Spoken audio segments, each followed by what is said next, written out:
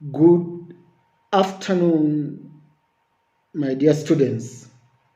I would like to bring to you one of the subtopics of our course, and that is on nuclear magnetic resonance NMR spectroscopy. And as we are aware that in an atom, the central part of it is a nuclei. The nuclei is always positively charged because of the presence of the protons. But not all nuclei are suitable for NMR studies. Proton that is 1H and carbon-13 are the ones which are nuclear magnetic resonance active, and they are always important in our study of organic chemistry. Now, the natural abundance of these two nuclei, like proton 1, is always 99.9%. But for the carbon-13 is 1.1%, far much less than the most abundant isotope of carbon, which is carbon-12, which has a relative abundance of 99%. But normally, the magnetic fields are randomly oriented. Some will face north, others will face south, others west, others north. But when you place them under an external magnetic field, the nuclear magnetic field of the nucleus, which spins on an axis, will always align itself to the external magnetic field or oppose that particular applied magnetic field. Remember, I'm saying any nuclei of an atom always spins under a certain axis, and that spin always brings about a tiny magnetic field. Now, this tiny magnetic field is what I'm saying can orient itself in either direction in the absence of an external magnetic field. But when you bring in an external magnetic field, those particular magnetic fields created by the nuclei can either align themselves with the external field or oppose that particular magnetic field. This will be shown in your notes, especially in page 2.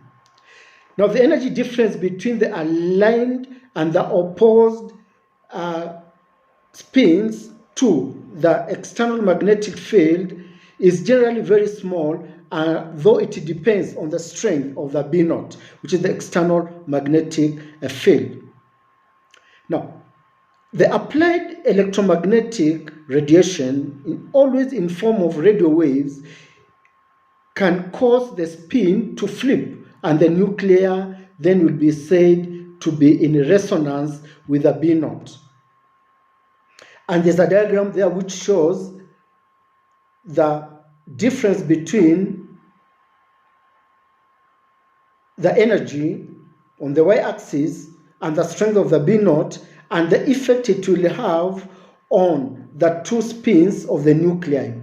At a very low B0, then the two nuclei will be almost in the same position.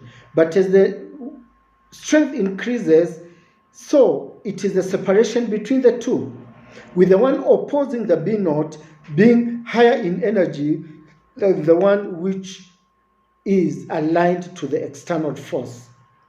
Now, the difference in the energies is always given by the Planck constant times frequency. And this is equal to what we call the gyromagnetic ratio, which is like gamma, then B0, H, the Planck constant, divided by the 2 pi. The B0 is what I've told you is the external magnetic field. The gyromagnetic ratio is always given for any particular nuclei. And this is always calculated using the magnetic moment and the nuclear magnetic, what you call the nuclear magneton, divided by H, then I, which is the spin number, and that is shown in your notes. Note that in the formula, change in E is equals to the gyromagnetic ratio B naught H over 2 pi. H over 2 pi is a constant, and it is always written as H cross. And that H cross, you cannot substitute it from the formula, in the formula, and have the gyromagnetic ratio B naught, then H bar or H cross. We can also work out the Langmuir frequency, which is W naught, and that will be equal to the gyromagnetic ratio times the magnetic field. How can we know that a nuclei is NMR active? We normally make use of the spin quantum number, the nuclear spin quantum number I. The number of spin states is always given by 2I plus 1. And that gives us a positive energy level. For even mass nuclei that have even number of neutrons, then the nuclear spin quantum number I is always equal to 0, and that is NMR inactive, because that will not change in any way. So if you have even mass nuclei that have even number of neutrons, then the nuclear spin quantum number I is equal to 0. But if you have even mass nuclei that have odd number of neutrons, they have an integer spin quantum number of either 1, 2, 3, and so forth. That is integer spin quantum numbers. But this occurs for even mass nuclei that have odd number of neutrons. If you have odd mass nuclei, they will have half integer spin quantum numbers of a half, 3 over 2, 5 over 2, etc. So like proton 1 and carbon 13, fluorine 19, and phosphorus 31, they always have I equal to a half. Hydrogen 2 and nitrogen 14 will have I is equals to 1, and nitrogen 15, I is 3 over 2, and for carbon 12, oxygen 16, the I there is equal to 0. Now in the notes, page 3, there's a diagram there shown how the NMR instrument looks like, especially where we use the sample, where we insert the sample in. There are very strong magnets on both sides of the sample. Then there is a coil which moves around the sample holder, and that coil brings in radio frequency from a generator, and the other side we have the output which goes to a detector and an amplifier, then ends up in a display. But of very critical importance here is the strong magnetic field, because that is what will give us the external magnetic field B naught. And then in the sample, we'll have nuclei which are spinning, and they will give us also spins which, if there is no any magnetic field, they will orient themselves in either direction. But if there is a magnetic field, then they will orient themselves either opposed or aligned to the external force. Now we have two types of NMR, and we have the pulsed FT-NMR, and we have also the continuous wave CW-NMR. The continuous wave CW-NMR is always by the use of a fixed magnetic field and a sweeping of frequency by varying the current in a frequency coil to achieve a particular resonance absorption signals. And this is just like what I have shown you in that diagram. You have a fixed magnetic field and a sweeping of frequency by varying the current which is passing through that particular frequency coil. And routinely for proton 1, NMR studies are at 60 megahertz. Now FT-NMR, FT stands for Fourier transform NMR. The nuclei in the magnetic field are opposed to short durations of around 10 microseconds of pulses of radio frequency. You bring in pulses of radio frequency at a rate of 10 microseconds, short durations. And in this case, the pulse duration is sufficient to excite all the NMR active nuclei present in the sample. Now, the delay between two successive pulses will permit the excited nuclei to relax to the ground state, back to the ground state. This relaxation is referred to as free induction decay, which occurs during that particular difference of the pulses. Now, such signals are digitized and added from numerous successive pulses over a period of time to improve the signal-noise ratio. Now, using the FT function, the free induction delay response is converted from time domain to frequency domain, which results in recording of a spectrum similar to the continuous wave spectra. So you have Fourier transform where we bring in radio frequency pulses to the sample. And as I have explained there, we have several benefits of FT-NMR, and one of it is time saving. NMR active nuclei present in the molecule are scanned simultaneously, and this results in greater useful structural information from samples containing nuclei other than the proton one. It also has high sensitivity, and co-addition of spectral response over a given period of time will improve the signal to noise ratio, and this will lead to improved sensitivity, unlike the continuous wave NMR. Let's try to consider the NMR principle, very critical here. Different nuclei absorb electromagnetic radiation at different wavelengths. That's the energy required to bring about resonance. And we have already talked about resonance previously.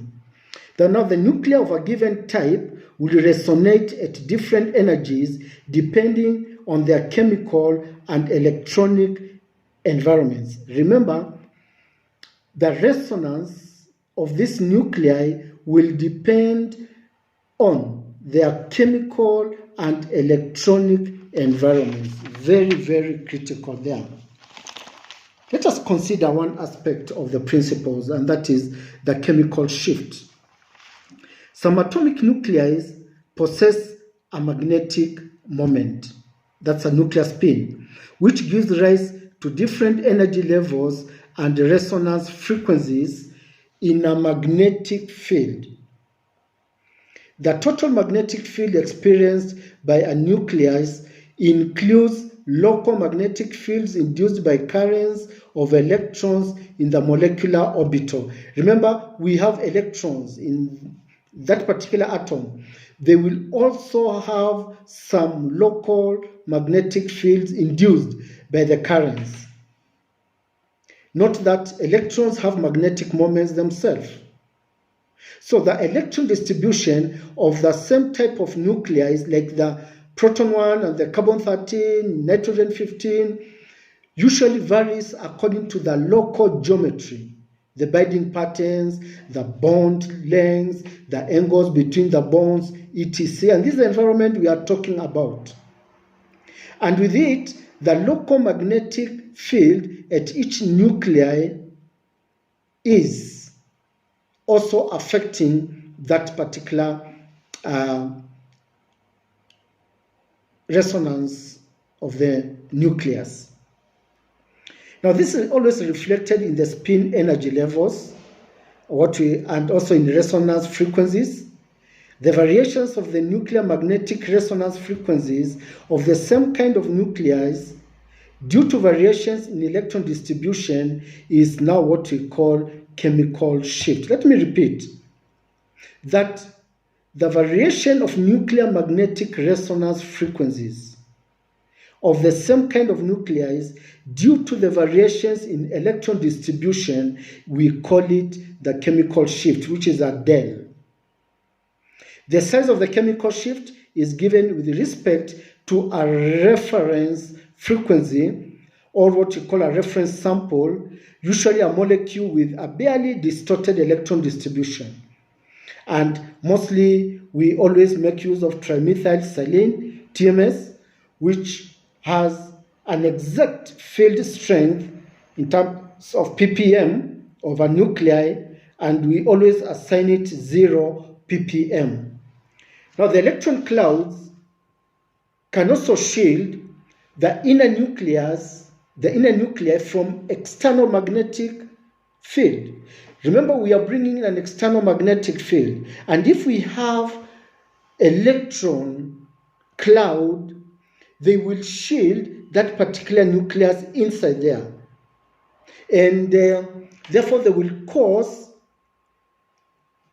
the nuclei to absorb at slightly higher energy, because it will require more energy for the external magnetic field to reach the nucleus.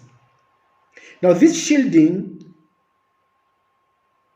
is the one which is going to affect what we are calling here as the nuclear magnetic resonance frequencies. Let's try to talk about shielding now.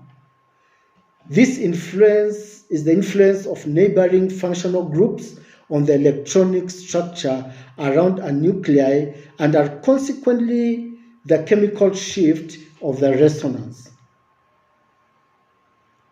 Let's see. Remember, we have already said that TMS, trimethylsilane, is always our reference point, and we assign it a level of 0. In your notes, we have a compound there, CH3, carbonyl carbon, OC2CH3. This is an acetate, ethyl acetate. And there's a diagram there which shows the direction of the field in the x-axis in terms of ppm, and intensity of absorption in the y-axis. And in the x-axis, the direction of the field, we have 0 ppm on the right-hand side, which corresponds to the TMS calibration peak. And as we move from 0, the right-hand side, to the left-hand side, we move from upfield, more shielding, to downfield, what we call the deshielding, the low field. And we are going to talk about these, and will make you understand more. But check down there, in that particular compound, the acetate compound, which we are talking about, although now we are going to have a CH3, carbonyl carbon, or CH3, then you will have the protons, because they are the ones of interest, on the two extreme carbons there. And this is the diagram which is going to come out in terms of chemical shift, which is the del in ppm also.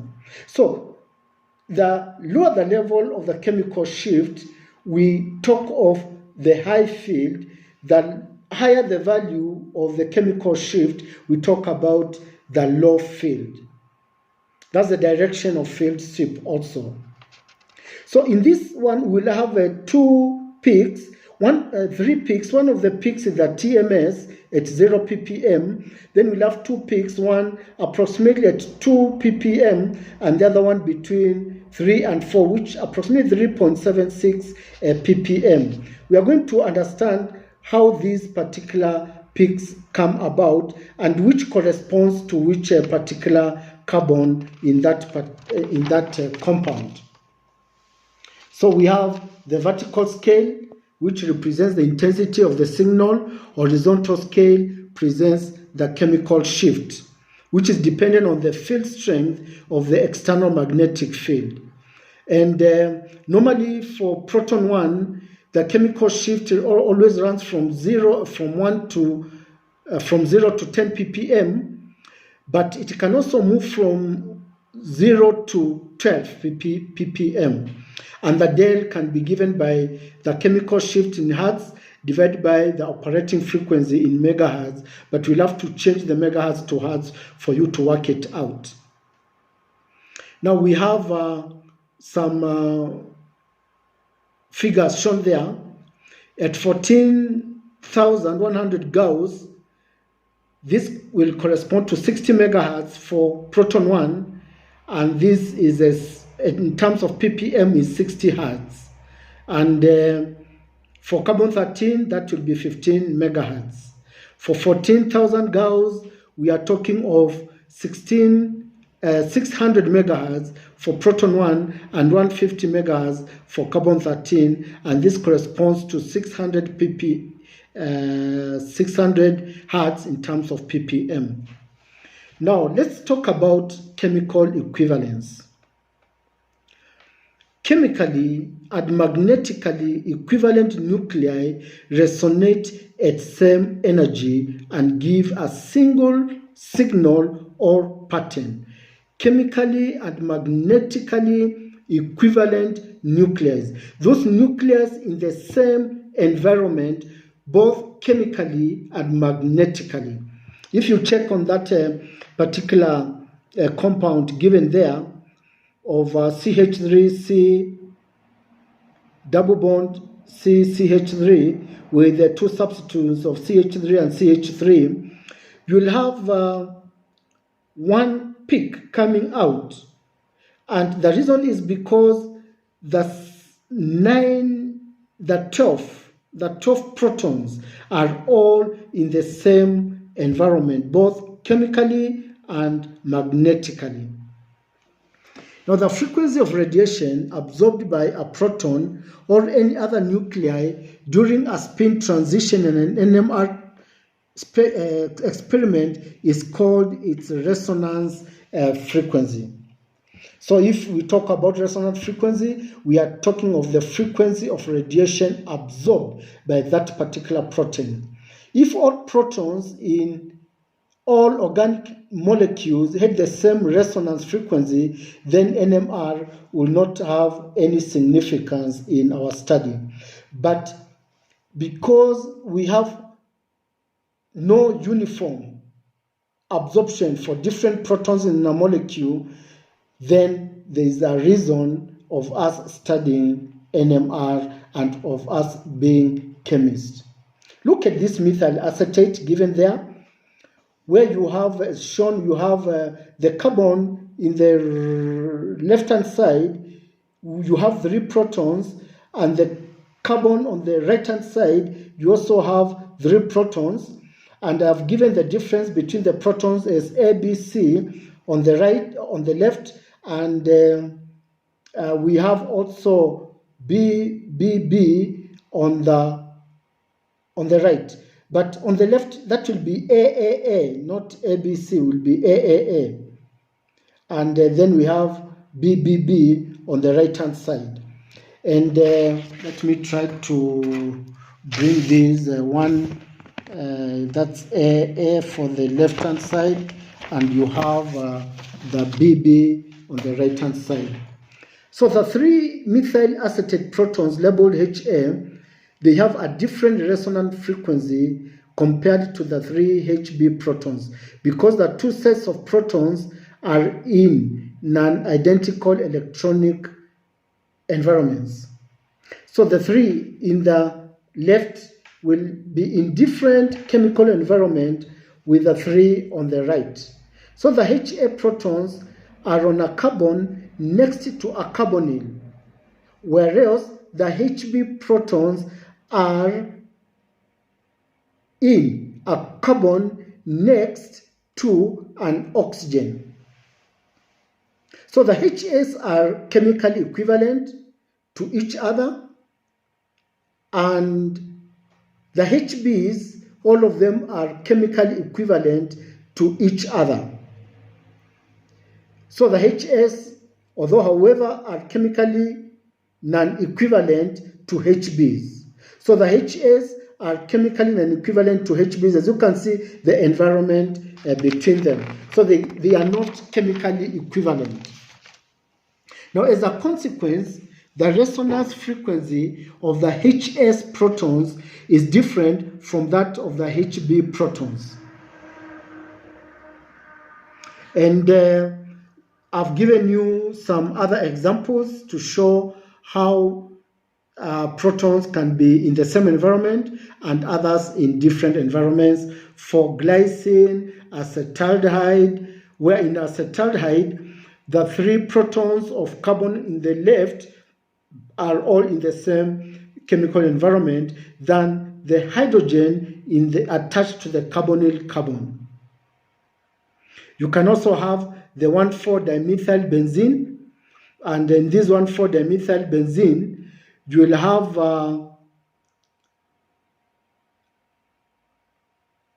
a methyl on the left-hand side and a methyl on the right-hand side. And in these ones, if you check very well, you realize that they are the protons in the left-hand side of carbon and the protons in the right-hand side of the carbon of the methyl, the 2 methyls, are all chemically equivalent.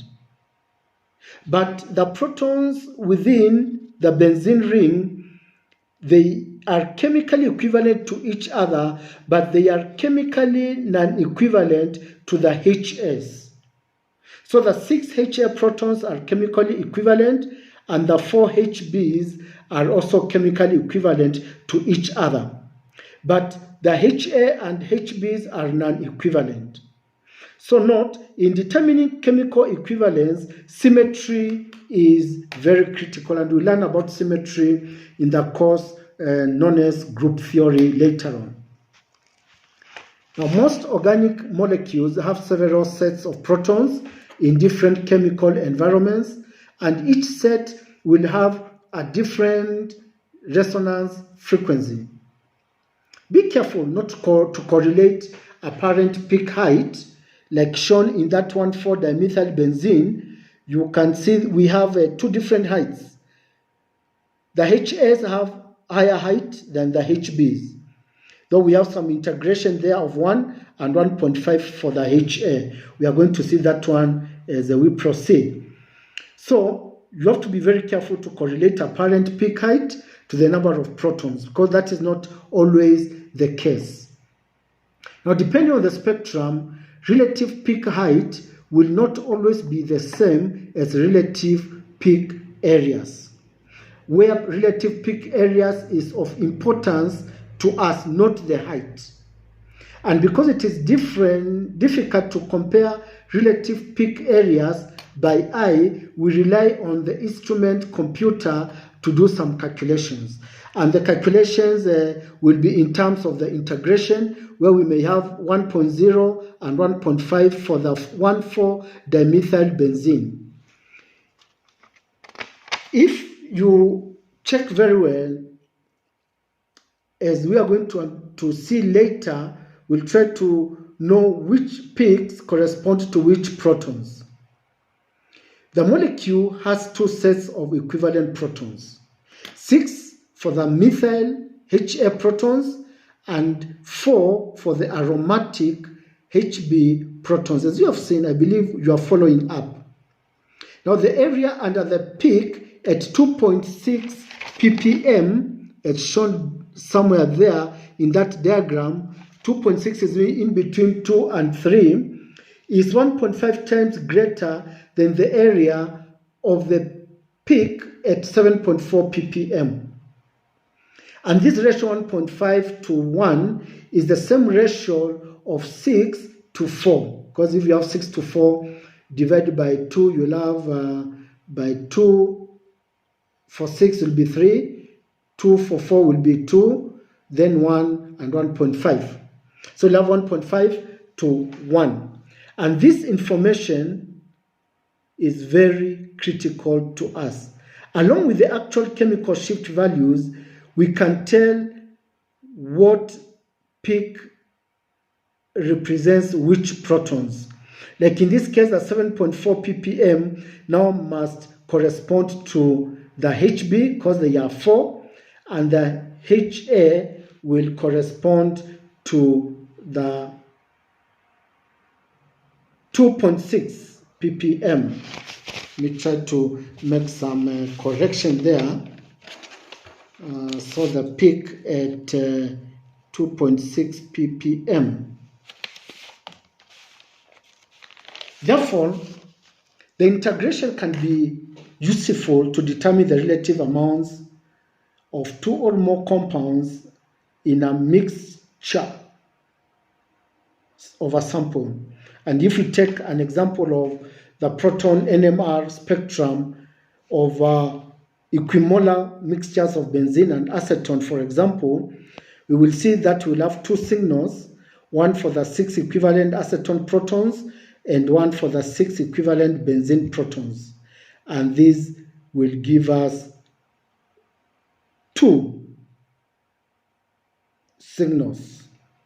Now the integrated areas under the acetone will be the same as the area under the benzene sample, and because both signals represent the 6 protons, then they will have the same height and the same integrated area. Let's move to chemical shielding and deshielding. Shielding, remember I've told you earlier, the nucleus is always surrounded by an electron cloud.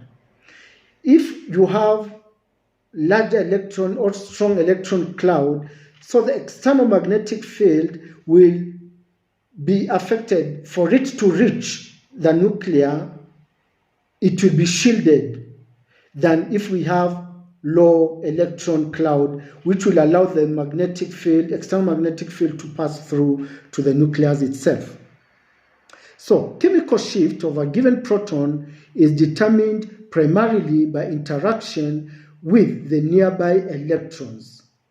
And the most important thing to understand is that when electrons are subjected to an external magnetic field, they form their own small induced magnetic fields, as I've said earlier. And these, in turn, will oppose the external field. Let's consider methane molecule as CH4, in which the 4 equivalent protons have a chemical shift of 0.25 ppm. The valence electrons around the methyl carbon, when subjected to external magnetic field, generate their own small induced magnetic fields that oppose the B naught. This induced field, to a small extent but significantly degree, will shield the nearby protons from experiencing the full force of B naught, an effect which we are going to call the local diamagnetic shielding. Remember, these are the electrons affecting protons, shielding the protons. In other words, the methane protons do not quite experience the full force of the B naught. What they experience is called B effective, or the effective field, which is slightly weaker than the B naught. So B effective is slightly weaker than the B naught due to the influence of the nearby electrons. I've given you a diagram here there to indicate to you what I mean. Now, because the B effective is slightly weaker than the B naught, the resonance frequency and thus the chemical shift of the methane proton is slightly lower than what it would be if it did not have electrons nearby and was feeling the full force of B naught. So we'll have the chemical shift of the methane proton being slightly lower than what it could have been without the electrons nearby. Now let's consider methyl fluoride, CH3F, whose chemical shift is 4.26 ppm, higher than that of methane. Methane, we have said it has a chemical shift which, let me check, which the protons have a chemical shift of 0.23 ppm. But now when you bring in an electronegative atom like fluorine, then the chemical shift moves to 4.26 ppm, higher than that of the normal methane. This is caused by something which we call the de-shielding effect.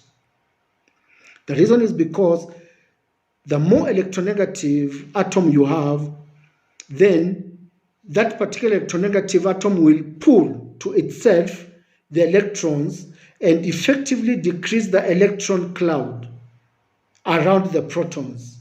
And therefore, you have a de-shielding coming in. So for the protons being in a lower electron density environment means less diamagnetic shielding, which in turn means greater overall exposure to the B naught. A stronger BF, of course, because you have reduced the electron cloud, so more B naught influence is going to be felt on the protons themselves. So the fluorine will pull electron density away from the proton and de-shielding them, leaving the protons more exposed to B naught. So the electrons density will be pulled away from protons. The protons will be de-shielded, then they'll be exposed to the B naught. As the electronegativity of the substance increases, so does the extent of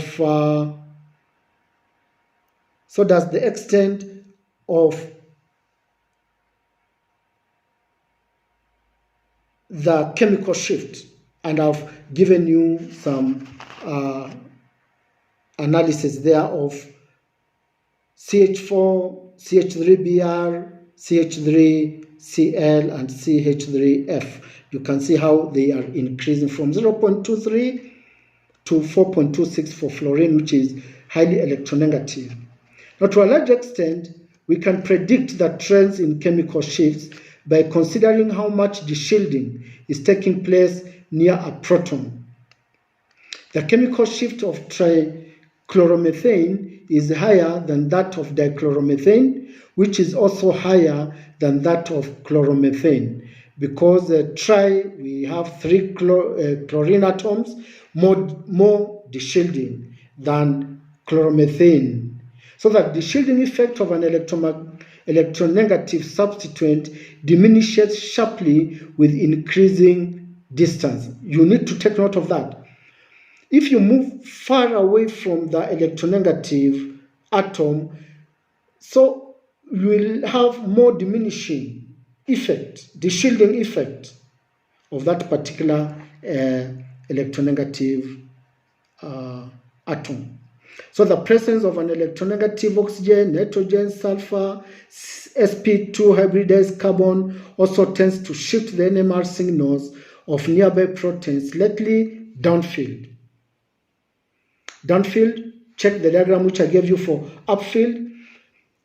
Upfield towards 0, downfield towards 10 or towards 12. You can check in your notes as I have indicated there. Now, we can assign the 2 peaks of the methyl acetate. Remember, we have the methyl acetate, CH3COOCH3, the 3 carbon HA and the 3 hydrogen HB. 3 hydrogen HA and the 3 hydrogen HB on the end of the methyl acetate.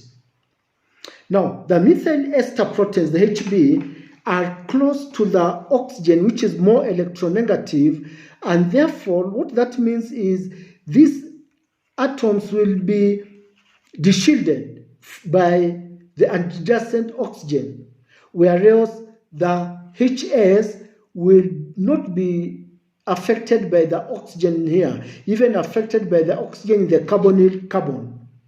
And therefore, what we mean here is that the HB will have a higher chemical shift than the HA. And HB will have a higher chemical shift because of the de-shielding, so it will occur at downfield, whereas HA will occur at upfield. Now you can be able to see in the diagram which I gave you earlier, which peak now will correspond to which ones. And the HS will be upfield with a signal of 2.0, and the HBs will be at 3.7 ppm because of the deshielding itself. I think that will be the end of class 1. Let us meet in class 2 in a short while. Thank you for listening. I know you have now understood more about the effect of B0 to nuclei and the chemical shifts, and how we can assign peaks in relation to shielding and deshielding. Thank you so much, my dear students.